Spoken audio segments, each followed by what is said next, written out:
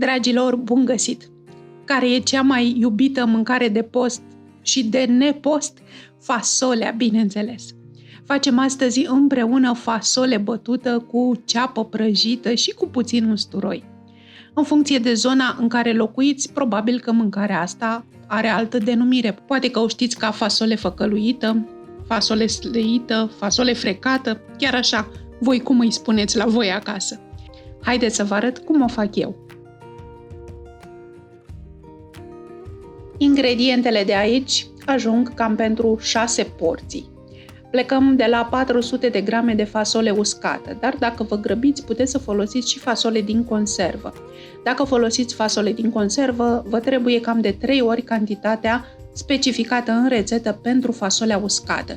Adică, dacă eu am pus 400 de grame de fasole uscată, din conservă vă trebuie cam 1,2 kg de fasole boabe gata fiartă.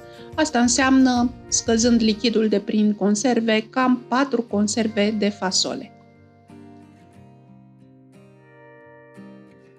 Dacă folosiți ca mine fasole uscată, treaba începe cu o zi înainte sau cu o seară înainte măcar. Când trebuie să alegem puțin fasolea, deși mai nou fasolea din comerț e destul de curată, dar tot se mai găsesc boabe stricate care ar trebui îndepărtate. Mie mi-e ușor să o întind așa pe un platou alb pentru că văd boabele mai bine. O punem apoi într-o sită și o clătim puțin sub un jet de apă ca să o spălăm de praf. Punem apoi fasolea într-un castron, turnăm peste ea apă cât să o acopere foarte bine și lăsăm fasolea la hidratat într-un loc un pic mai răcoros de seara până dimineața. A doua zi fasolea s-a umflat puțin. O punem din nou în sită și o clătim cu un jet de apă. Și o punem într-o oală. Punem peste ea apă cât să o acopere așa cu vreo 3 degete. Deocamdată o vom opări doar, nu e nevoie de foarte multă apă. Și punem aici o linguriță de bicarbonat. Bicarbonatul are rolul să înmoaie coaja de la exteriorul boabelor de fasole și în felul acesta și coaja se înmoaie, fasolea fierbe mai repede, dar are și efectul de a reduce balonarea de care cu toții ne temem. Aprindem focul și în scurt timp deasupra se va forma o spumă albă. Nu e nevoie să o îndepărtați, lăsați-o la locul ei și de când apa începe să fiarbă, reduceți focul la mic și lăsați fasolea pe foc 7, 8, maxim 10 minute. Apoi strecurăm din nou fasolea prin sită, observăm că deja și-a schimbat culoarea și apa s-a colorat. O clătim foarte bine cu apă rece ca să îndepărtăm toate urmele de bicarbonat.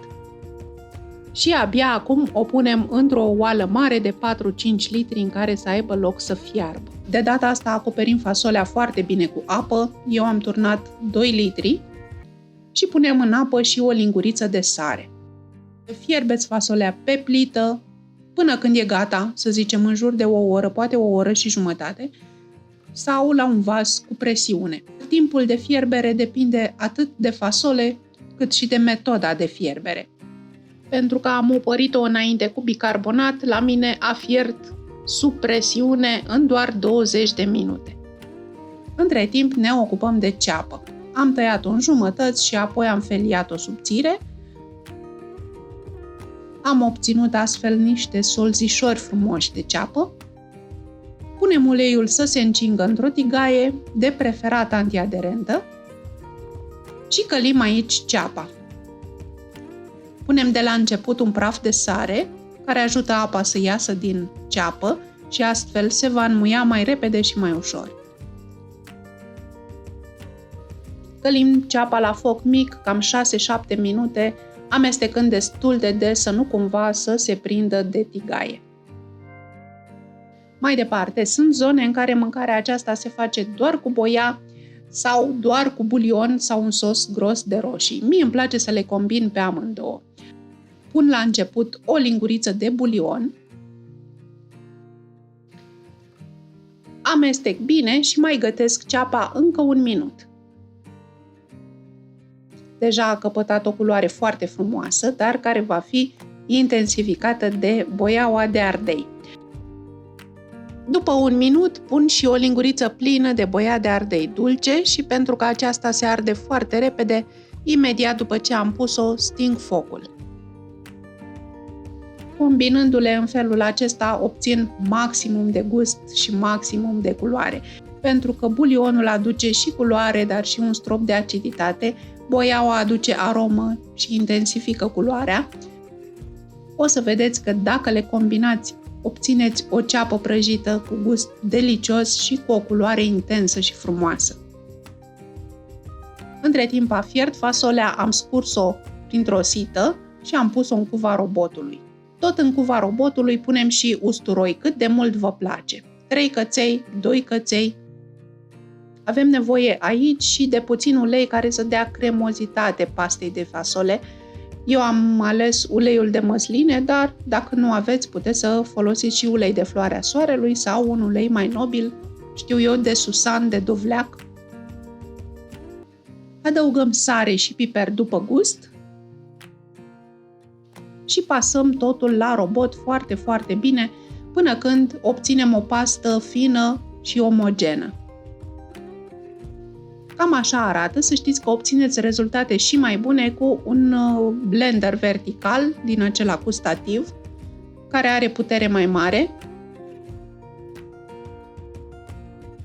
Gustați acum pasta de fasole și decideți dacă mai trebuie ceva. Eu am mai pus și sare, am mai pus și piper și am adăugat acum și 100 de ml de apă care să subțieze pasta. Puteți folosi din apa în care a fiert fasolea. Pasta mea e gata, așa arată și nu ne rămâne acum decât să o așezăm frumos într-un castron și peste ea să punem ceapa călită cu bulion și cu boia, pregătită mai devreme. Dacă a mai rămas ulei în tigaie, nu uitați să-l picurați deasupra, e atât de bun și de prețios încât e păcat să rămână în tigaie. Combinația aceasta de texturi și de arome face tot deliciul acestui fel de mâncare, de altfel atât de simplu și cu ingrediente atât de puține. Dacă aveți musafiri, puneți o lingură și fiecare se servește cum dorește. Dar dacă nu aveți musafiri, rupeți un colț de pâine și băgați-l în castron și bucurați-vă de o mâncare autentic românească, atât de simplă și atât de bună. Dragilor, vă aștept să-mi spuneți în comentarii cum a ieșit fasolea bătută. Până data viitoare vă îmbrățișez cu drag. Revin curând, numai bine!